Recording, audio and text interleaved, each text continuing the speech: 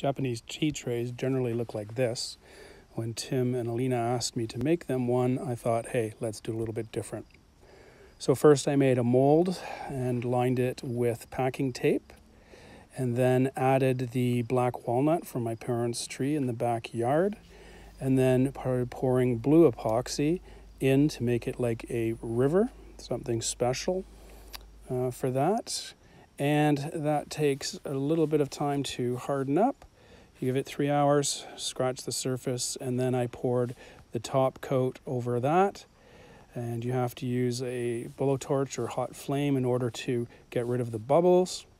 You then have to remove the mold, which I did with a chisel on the bottom, and then took a chisel to the bottom to pop the bottom part of the mold off. I then needed to trim it off so it was square with a very sharp blade. I then glued the sides together, which is cherry wood from a tree here at the cottage. Now the bottom is the only thing that's actually being glued here that you don't see. Remember, this is the top of the tray. Okay, so flipping over the profile, this is what you see where the waste tea goes. You can see the greenish epoxy that's on the bottom, plus the stainless steel tube that is used so that you can push the top plate up to dispose of the waste tea. So how does the tea get down into the waste area? Well, what I did was using my circular saw, made some slits, as you can see here at the one end. The tea will drain down to that end and down into the waste area. And so that's the whole project. I'm quite pleased with the way it turned out.